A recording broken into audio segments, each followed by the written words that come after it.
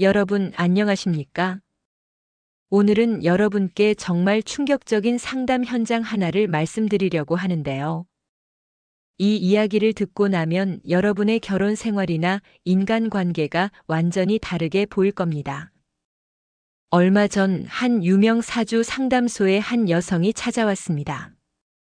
40대 중반쯤 되어 보이는 그녀의 얼굴에는 20년간 쌓인 피로가 고스란히 드러나 있었죠. 상담사 앞에 앉은 그녀가 조용히 입을 열었습니다. 선생님, 저는 왜 늘 잃기만 하는 인생일까요? 이 한마디에 담긴 절박함이 느껴지시나요?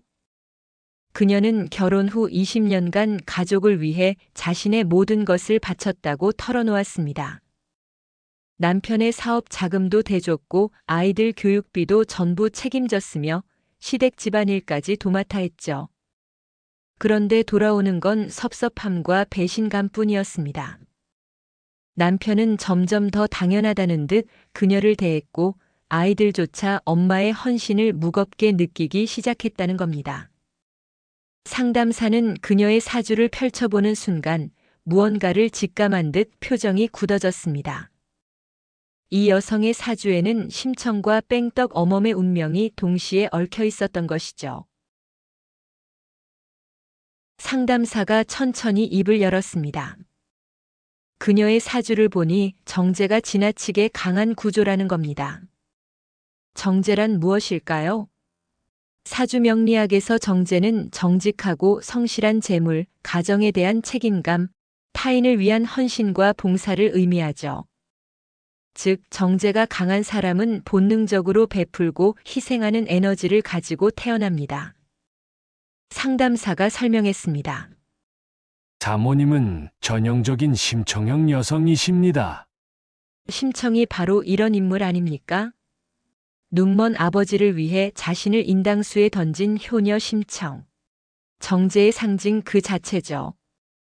그녀 역시 가족을 위해서라면 자신의 행복은 뒤로 미루고 남편이 편하면 자신은 불편해도 괜찮다고 생각하는 사람이었던 겁니다. 상담사는 조심스럽게 말을 이어갔습니다.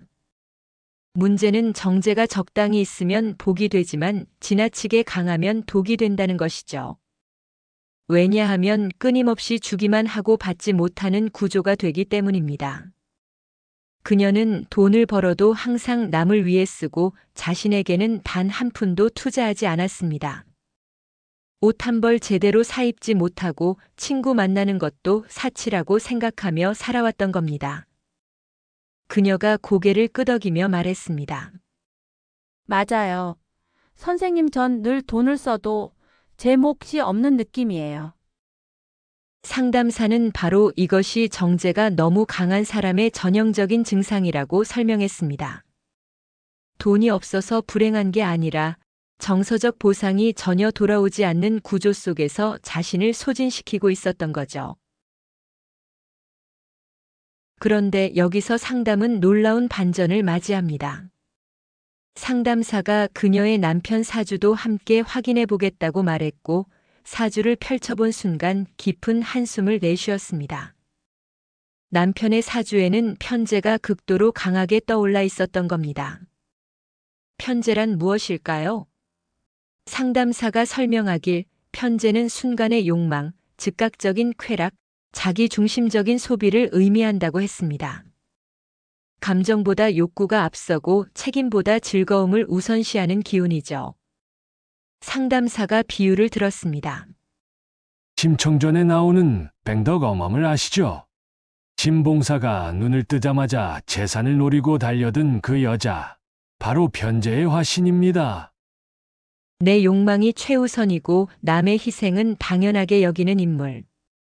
남편이 바로 이런 기운을 타고났다는 설명이었습니다. 상담사는 단호하게 말했습니다. 이 조합은 사랑이 아니라 희생과 소비의 관계로 흐르기 쉽습니다. 심청형 아내와 뺑덕형 남편. 정제와 편제의 극단적 충돌. 이 구조에서는 진정한 사랑 대신 일방적인 희생만 반복될 수밖에 없다는 거였죠. 상담사는 남편의 편제가 왜 그녀를 이토록 힘들게 만들었는지 자세히 풀어주기 시작했습니다. 편제가 강한 사람은 들어오는 헌신을 공기처럼 당연하게 받아들인다는 겁니다. 고마움을 느끼기보다는 원래 그런 거라고 생각하죠. 보답의 필요성을 거의 느끼지 못합니다. 그래서 그녀가 아무리 희생해도 남편에게는 그저 편한 환경일 뿐이었던 겁니다. 밥이 차려져 있으면 당연히 먹고, 돈이 필요하면 당연히 받고, 집안일이 돼 있으면 당연히 누리는 것. 이게 편제 에너지의 본질이라는 설명이었습니다. 상담사가 더 충격적인 이야기를 꺼냈습니다. 사모님, 남편분은 아기가 없으셨을 겁니다. 그녀가 놀란 표정을 지었죠. 상담사는 계속해서 설명했습니다. 남편은 그저 자기 본성대로 살았을 뿐이라는 겁니다. 진짜 문제는 그녀의 정제가 지나치게 남편의 편제를 키워줬다는 것이었죠. 마치 심청이 제 몸을 던져 신봉사의 눈을 뜨게 했듯이 그녀는 자신을 희생해 남편의 욕망을 충족시켜준 셈이었습니다. 그녀가 떨리는 목소리로 물었습니다. 선생님, 그럼 왜 저는 희생하고 남편은 누릴까요? 이게 제 팔자인가요? 상담사는 단호하게 대답했습니다. 아닙니다. 문제는 남편이 아니라 사모님이 만든 구조입니다. 이 말에 그녀는 깜짝 놀란 표정을 지었죠. 자신이 피해자라고만 생각했는데 알고 보니 이 불균형을 만든 건 자기 자신이었다는 사실을 깨달은 겁니다. 상담사가 차분히 설명을 이어갔습니다. 심청형 아내와 뺑덕형 남편의 조합은 정제와 편제가 충돌하면서 한쪽만 계속 고갈되는 형태를 만든다고 했습니다. 그녀가 주면 줄수록 남편은 받는 것에 익숙해지고 남편이 받는 것에 익숙해질수록 그녀는 더 많이 줘야 한다고 느끼는 악순환이죠. 상담사는 사주 명리학의 핵심을 강조했습니다. 타고난 기운을 어떻게 조절하느냐에 따라 복이 되기도 하고 화가 되기도 한다는 것. 정제도 편제도 모두 필요한 에너지입니다. 하지만 균형을 잃으면 파국으로 치닫게 된다는 거였죠. 상담사는 그녀에게 과감한 처방을 내렸습니다. 정제가 강한 사람은 멈추면 복이 들어옵니다. 그녀는 의아한 표정을 지었습니다. 더 베풀어야 복이 오는 게 아니냐고 반문했죠. 하지만 상담사는 고개를 저었습니다.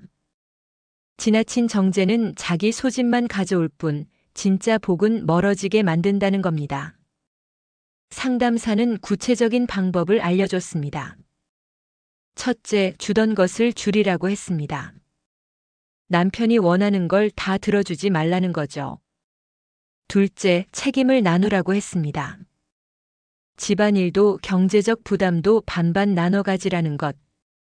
셋째, 일정 부분은 냉정해지라고 조언했습니다. 감정적으로 휘둘리지 말고 원칙을 지키라는 겁니다. 상담사는 강조했습니다. 이런 변화가 남편분의 편제를 조용히 약화시키고 조절하게 할 겁니다. 편제는 저항이 있을 때 비로소 자제력을 배우거든요. 몇 달 후 놀라운 소식이 전해졌습니다. 그녀가 상담사에게 다시 찾아와 믿기 힘든 변화를 이야기했던 겁니다. 아내가 더 이상 모든 걸 떠안지 않자 남편은 처음으로 불편함을 경험했다고 합니다. 밥이 차려져 있지 않으니 직접 해 먹어야 했고 돈이 필요하면 자기가 벌어야 했으며 집안일도 함께 해야 했죠. 처음엔 짜증을 냈다고 합니다. 하지만 시간이 지나면서 남편의 태도가 서서히 바뀌기 시작했던 겁니다. 그는 처음으로 아내의 가치를 깨달았습니다. 20년간 당연하게 누렸던 모든 것들이 사실은 아내의 희생 위에 세워진 것이었다는 걸 뒤늦게 알게 된 거죠. 남편이 그녀에게 말했다고 합니다. 왜 항상 당신이 다 하려고 했어? 나한테도 좀 시키지 그랬어. 상담사는 고개를 끄덕이며 설명했습니다. 이 불편함이 바로 편제를 교정하는 첫 단계라고 말이죠. 편제는 저항 없이는 절대 변하지 않습니다. 하지만 일단 불편함을 경험하면 그때부터 상대의 소중함을 깨닫기 시작한다는 겁니다. 이제 그들 부부의 사주 구조는 완전히 달라졌습니다. 상담사가 설명하길 아내의 정제는 이제 건강한 안정과 질서를 만들어내고 남편의 편제는 긍정적인 활력과 추진력으로 변했다고 했습니다. 상담사는 사주 명리학의 본질을 강조했습니다. 정제와 편제는 원래 싸우는 기운이 아닙니다. 오히려 서로 보완하는 관계죠. 정제는 안정적인 기반을 만들고 편제는 그 위에 역동성을 더한다는 겁니다. 헌신과 욕망의 균형을 맞추는 순간 부부는 다시 진정한 파트너가 되는 거였죠. 그녀는 이제 자신을 위한 시간을 갖기 시작했습니다. 친구들도 만나고 취미 생활도 하고 자기 자신에게 투자하기 시작했죠. 놀랍게도 그러자 남편이 오히려 더 다정해졌다고 합니다. 예전처럼 당연하게 대하지 않고 고마워하고 배려하기 시작했다는 겁니다. 상담을 마치고 돌아가는 그녀의 뒷모습은 처음 왔을 때와는 완전히 달랐습니다. 어깨가 펴져 있었고 얼굴에는 생기가 돌았죠. 그녀는 상담사에게 말했습니다.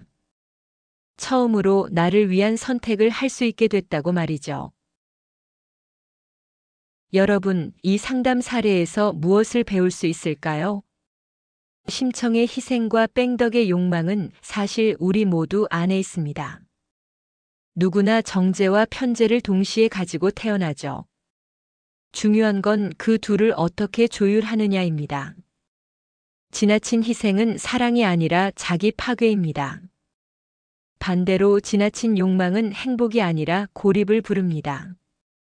하지만 이 둘의 균형을 맞출 때 당신의 삶은 비로소 진정한 사랑과 풍요를 되찾게 됩니다.